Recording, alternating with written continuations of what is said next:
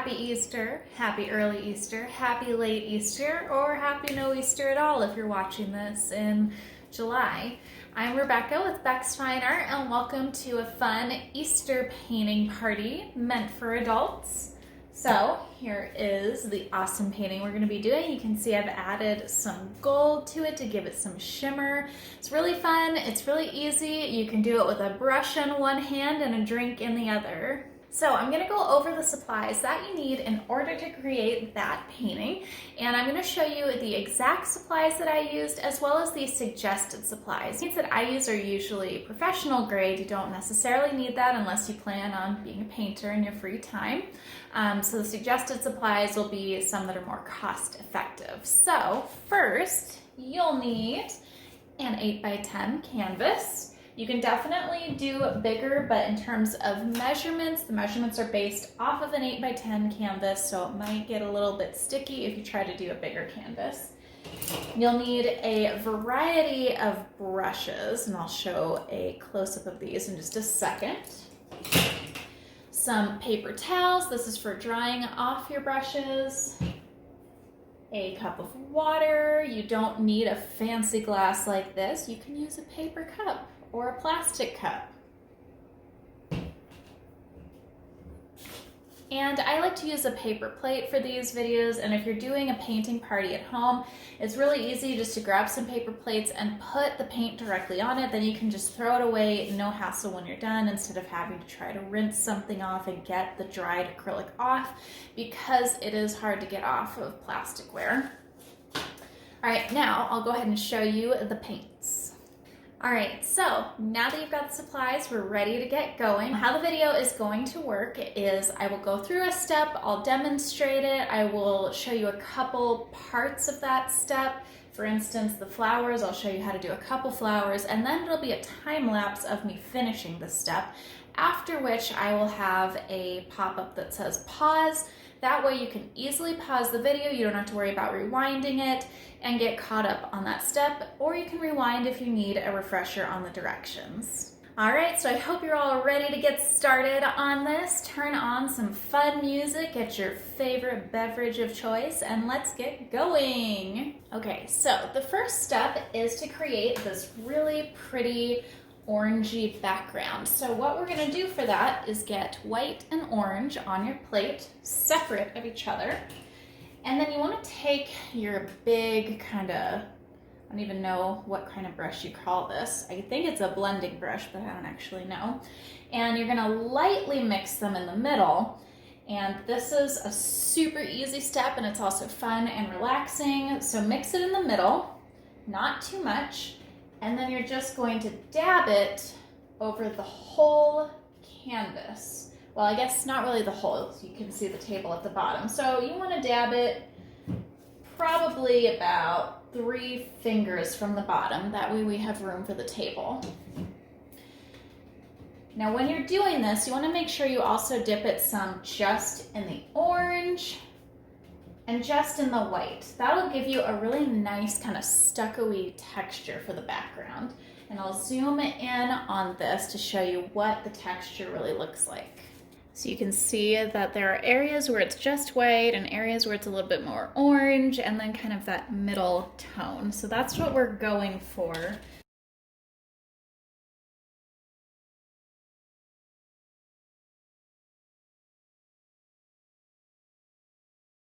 All right, so this is a good place where you can do one of 2 things. One, you can top off that glass, because I'm sure you already need it, especially for the next step. The next step is super difficult. Or if you're ready to just power through, take your blow dryer or your heat gun and go ahead and blow dry the background. So, like I said, it's a difficult step we've got to do, which is the table. I know everybody hates doing straight lines, so we're going to do our best. So we're going to do something kind of similar that we did to the background, where we'll be mixing the brown with a little bit of the white. And what I'm doing is sort of swirling it together. I'm not mixing it totally. That way I get some textures of other colors on the table. So make sure that you're going right where your paint has already stopped. And then just go right across. And then go ahead and fill it in. Feel free to get a little streaky with it. And it's okay if your table is not totally level because, hey, who knows, maybe it's a rustic table in Italy. We're not judging here, we're just having a good time. Maybe it's a hand-built table. So it's not going to be perfect because probably whoever was making it, if they were in Italy, was having a bottle of wine at the same time.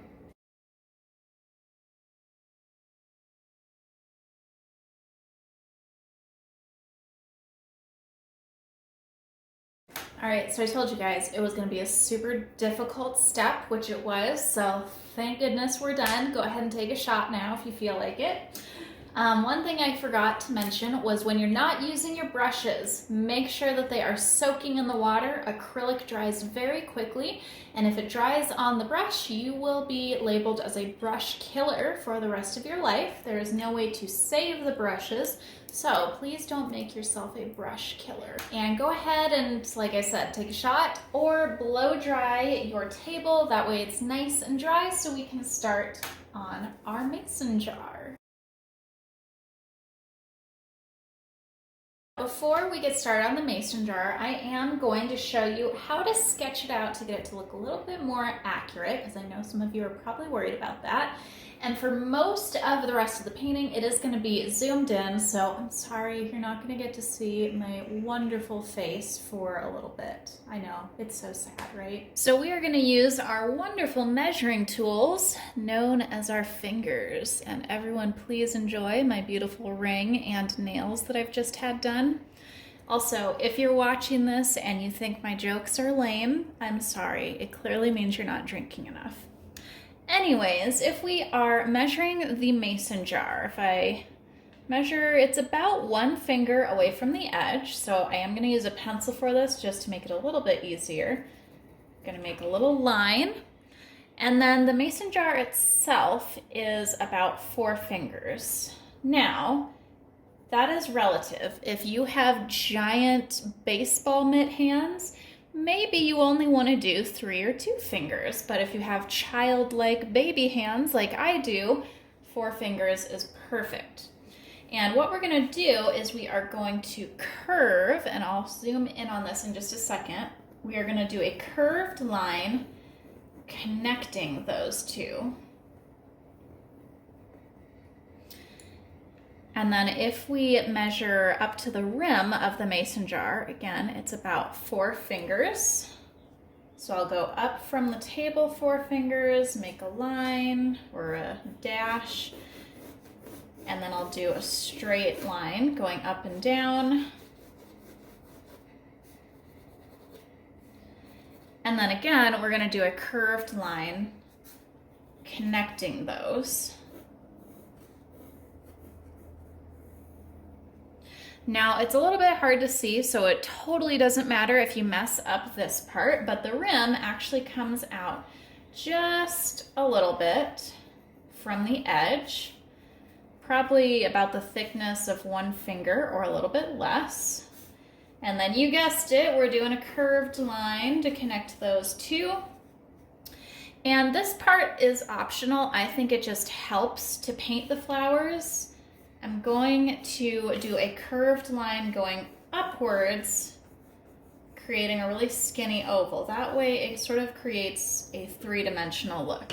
And I'll go ahead and zoom in on this so you can see the sketch. All right, so here is the sketch of the mason jar compared to the actual drawing.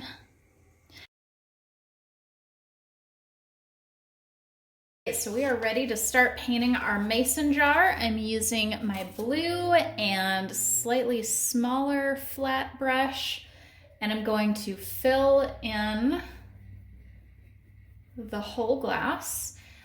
Depending on the paint you are using, you may or may not need to do 2 layers of it. Mine, I know, needs 2 layers, so I'm gonna fill it in, blow dry it, and then do a second layer.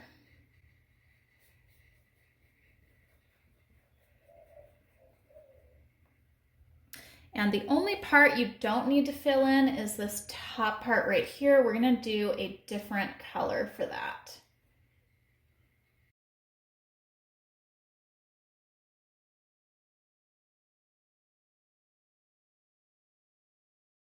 So now that this is dry, I'm going to take my dark blue and my light blue, just mix them up and paint on the inside of the rim.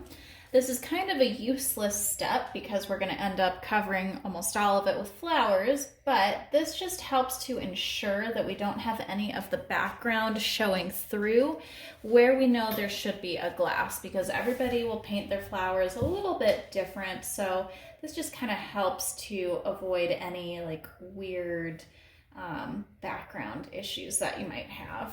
And because most of this is going to be covered up, even if your paint is a little bit see-through, don't worry about doing a second coat on this, because again, you're not really going to see it. It's just to make sure that it's accurate with the glass. Next step, before we add the highlights and finish it off, is to add the mason to it, or the other brand is Kerr, I believe. So you can write whatever you want, really. You could write your name on it. It's totally up to you. But I'm gonna use my smallest brush, so it's super skinny. You could also just do this with a blue Sharpie too. That would be much easier, but you know, we like to do it the hard way sometimes.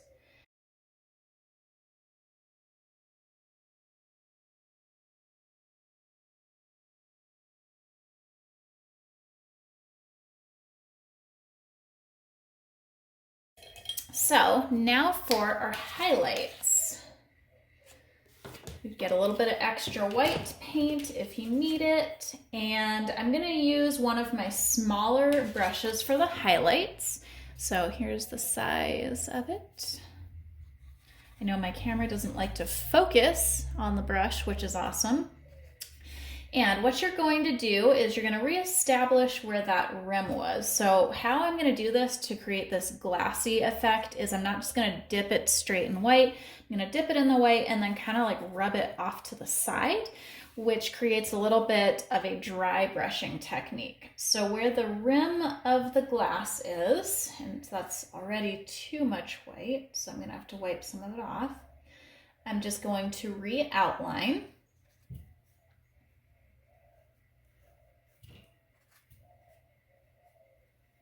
What I do after I outline the rim is I kind of get the rest of that white paint off, so I'm sort of scrubbing it downwards. And then I'm going to outline around the edge, the right edge of the glass. Hopefully it's right in the video, might be left. Just go with how it looks in the video. And I'm not going all the way up to the edge. I'm actually leaving just a tiny bit of blue just to give it, again, that more realistic glass look. And then I'm also gonna go probably like halfway around the bottom of the glass. And again, I'm using very minimal paint for this, which is why it has sort of like that scratchy look to it. And then you're going to do the same thing, so you can see it right in here, where you're going to scrub it outwards, so to get those nice streaky white areas.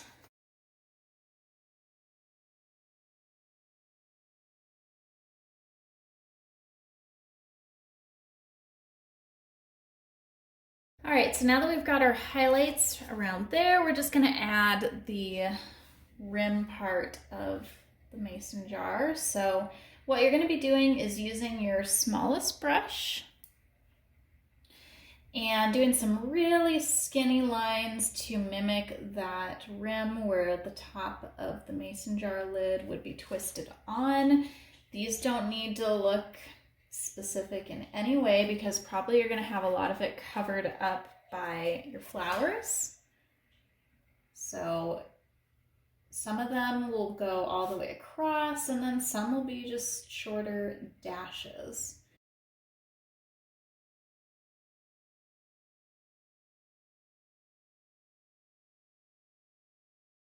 Alrighty, so we're gonna get started on our flowers. So we're kind of gonna go back and forth between the leaves and the flowers. So first we're gonna start with some leaves. So you're going to mix your yellow and green so you have a little bit of a lighter green.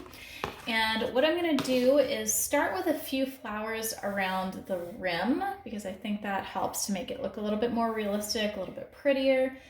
And the flower leaves, I don't know if I said flowers or leaves around the rim, but we're doing leaves, are kind of like almond shapes. So I'm gonna do a few of those of varying sizes overhanging the rim. And then I'm also going to do a couple that are hanging down a little bit more, that more have like the flower buds on them.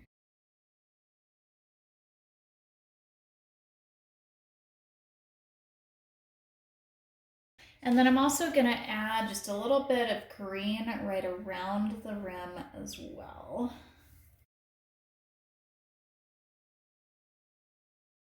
And then we're gonna be doing our flowers to start, yellow, pink, and purple, but you can absolutely do whatever colors you want. I was just trying to kind of do like pastel and Easter themed colors, and I forgot to say to make sure that the green areas are dry, otherwise those are going to mix with your colors and we don't want that.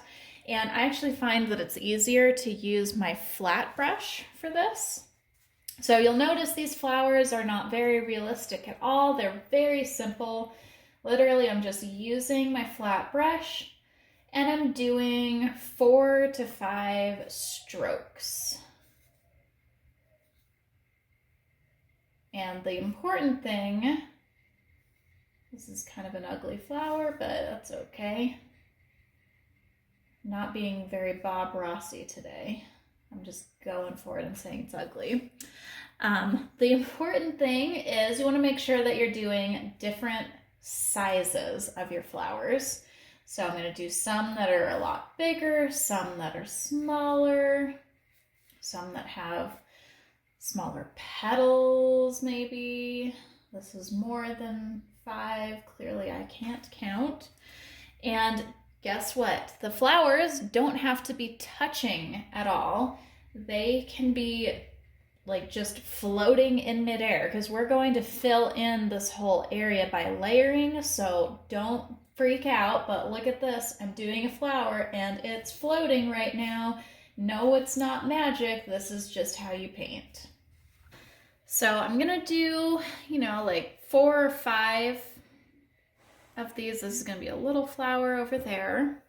Rinse my brush, do the same thing with purple, and then I'll do the same thing with yellow. And you don't need to dry your flowers until you're done with the purple ones, because it's okay if the purple and the pink mix a little bit, but if the purple and the yellow mix, then you're gonna get an ugly color, and we don't want any ugly flowers on here. I mean, aside from the one that I already painted, but we're good with that.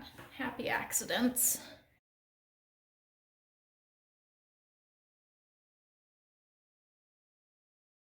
So as you saw from the time lapse, I did blow dry these so they are dry. So now I can paint the yellow ones and not have to worry about them mixing. So really the yellow is where I'm going to fill in. So you can see that I've left some empty spaces, and even if you haven't left any empty spaces, you can just layer the yellow right over the top. Now, if you're finding that your yellow isn't as thick as mine, maybe you're showing through a lot more, then go ahead and mix a little bit of white with your yellow. This will help to make it more opaque so you don't see any of those background colors. Now, again, we're going to fill in any of these extra spaces with some green. So it's okay if you're still seeing a little bit of the background showing through. And don't forget to add some smaller flowers in the mix. And I also did connect that purple flower right there. Okay, so this next step we can do while the yellow is still wet. You're going to take just a little bit of yellow and mix it into a pile of white so you get a nice light yellow. And this is how we're going to make these flowers look three-dimensional, not realistic. So we're just going to take that light yellow and streak it right over the petals. I know we're doing lots of streaking today. Hopefully everyone still has their clothes on.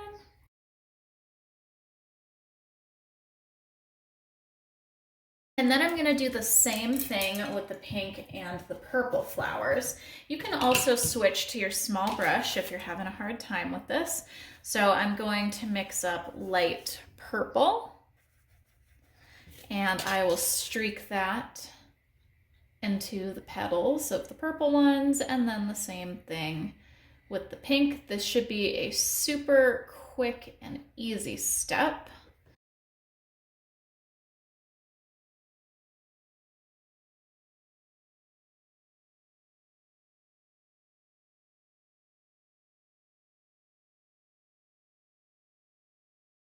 Alrighty, so now we're gonna finish up our green and then our pretty blue and the yellow accents. So if your green paint dried, go ahead and mix it up again. We just did some yellow and green just to give it a little bit brighter feeling.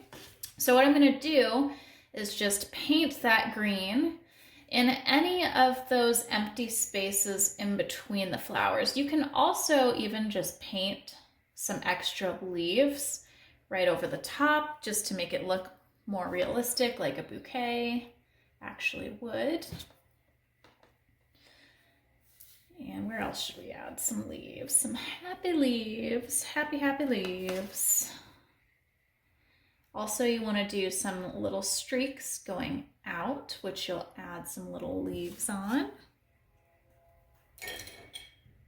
And one thing that can also help you is if you just barely dip your brush in your water and then mix that with your paint, it helps to make it a little bit more fluid for some of these strokes, because obviously for these, you want them to kind of glide on the canvas pretty easily. Ooh, look at that glide. All right, so I'm gonna do some taller little accents.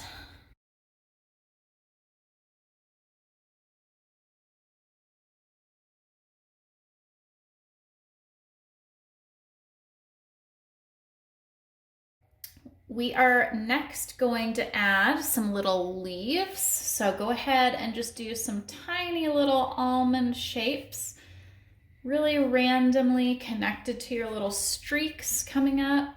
They do not need to be perfect by any means.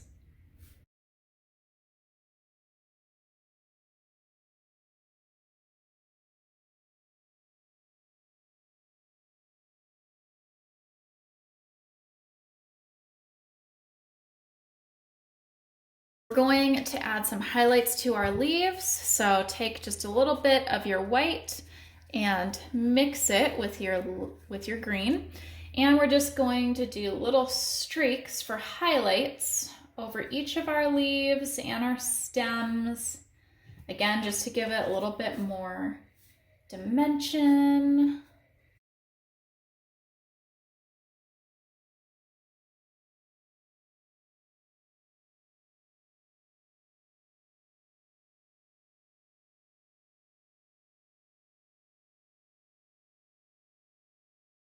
All right, so we're ready for our cute little blue buds over there. So my dark blue, as you can see, is super dark. So I'm going to mix it with my white to lighten it up. And you might be like, well, why can't we just use our regular blue? You absolutely can, but you can probably tell the difference between these two blues.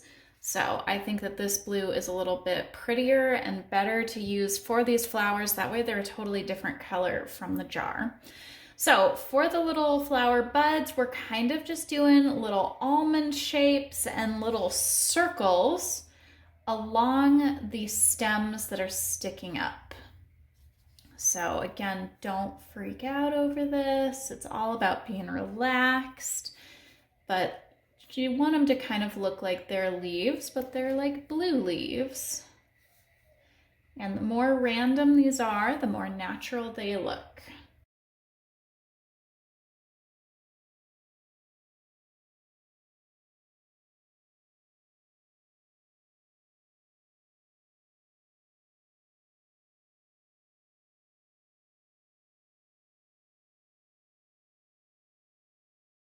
And then if you have any of your light yellow still mixed up, go ahead and use that. Otherwise, again, just mix some white with your yellow. And we're just gonna add a few globs here and there to look like little yellow buds. I'm not making these really look like flowers too much. I'm literally just globbing the paint wherever I feel like it'll look cute.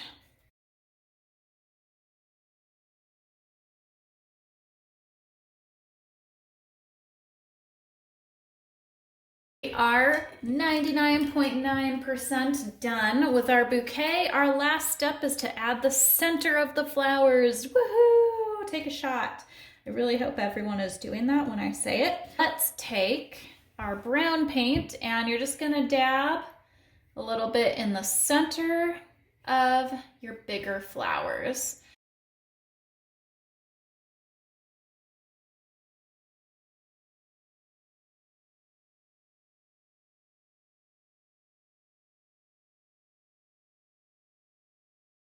All right, we're on to our eggs now. So as you can see, we have 6, but if you want to do them bigger, and I wouldn't suggest doing them smaller, if you want to do them bigger, you definitely don't have to do as many. It's really up to you. So we're gonna start with this one first, just to give us a general starting point. So I'm gonna use my pencil to outline, and you want to draw, obviously, an egg shape. If we want to measure them, it's about 3 fingers, maybe a little bit smaller. So to get an accurate egg shape, you want to think of an oval, but the top part is a little bit skinnier and the bottom is a little bit flatter.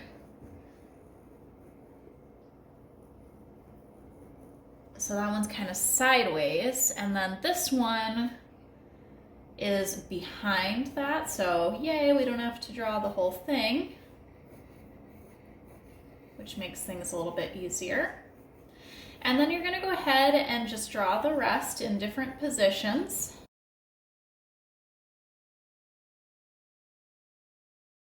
All right, so now that we've got our eggs sketched out, we're gonna do our base colors. So I'm just doing 2 of each one. I'm using one of my smaller brushes for this. You can either mix a little bit of white with your colors, or you can do a couple layers of paint if, like we've noticed before, the paint is a little bit see-through.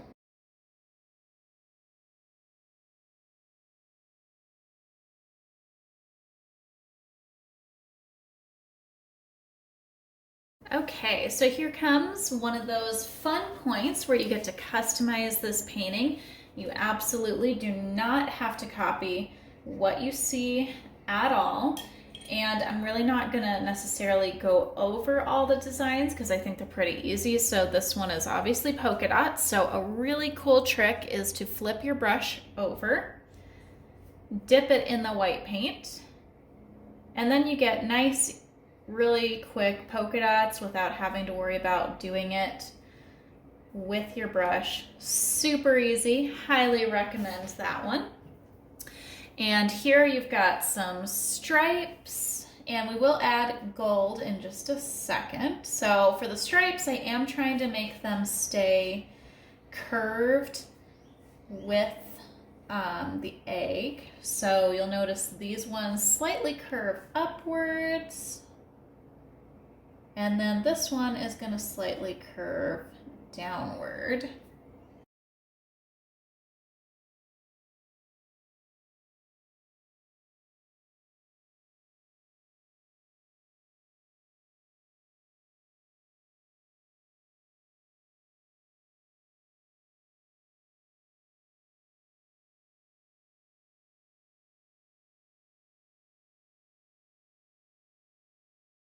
now we finally get to use some gold. Woo, woo, woo.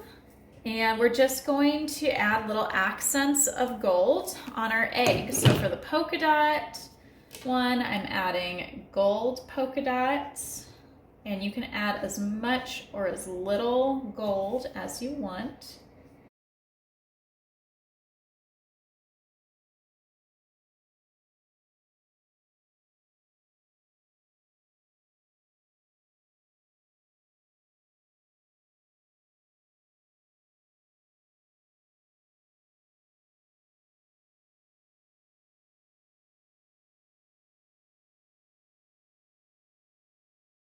Everyone, hang with me. We're almost done. Top that glass off so you can finish in a good mood.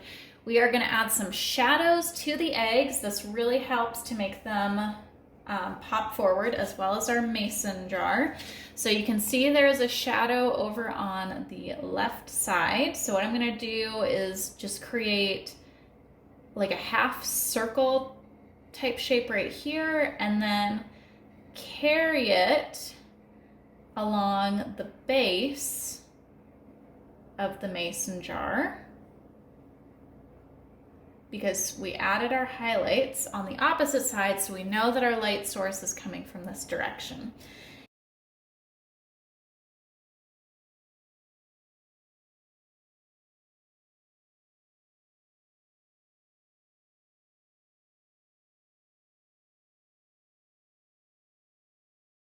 Basically, you want to make sure that your shadows are sort of like on the left side for the most part, because again, our light source is going to be over here. So rinse your brush, make sure you've got some white paint. We're kind of going to do a similar dry brushing that we did on the mason jar. So again, what you do is you dip your brush in the paint and kind of smudge it off to the side. And what we're gonna do is just a little streak or a couple little streaks of white over each egg. Make sure that you are curving the streak of white to go with the curve of the egg, otherwise it's not going to look very realistic. So for instance, this one's standing up. I'm doing the highlight over here, so I'm making sure that I'm parallel with the edge of the egg.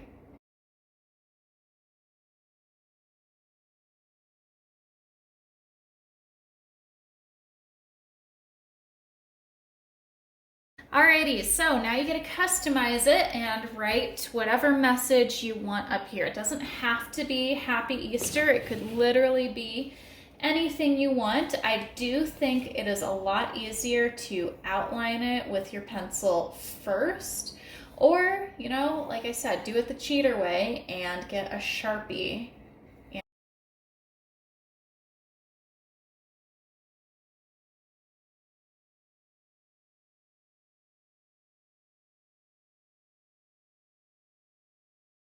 After you're done writing, we are going to be using that same blue mixture that we did for our flowers. So that was our dark blue and white. So I'm going to fast forward this because I'm sure you all know what to do. You're just going to paint right over the top of your writing.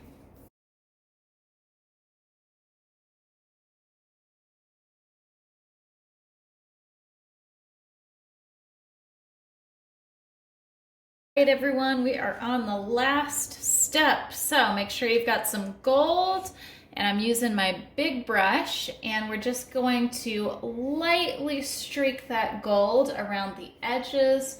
This does not need to be a perfect outline of the edges. It's just kind of to frame everything inside and just give it a nice little shimmer.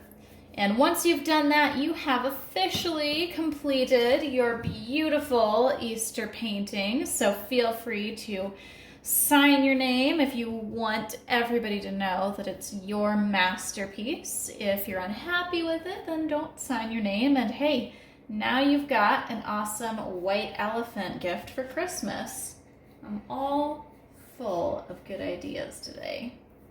All right, everyone, thanks for watching. I hope you enjoyed this awesome Easter painting. I hope you have a happy Easter and had a good time by yourself or with the group that you've chosen to do this paint party with. Please comment with suggestions of what I could do better for next time, or maybe even paintings that you would like to see or do for the next paint party. All right, see you next time.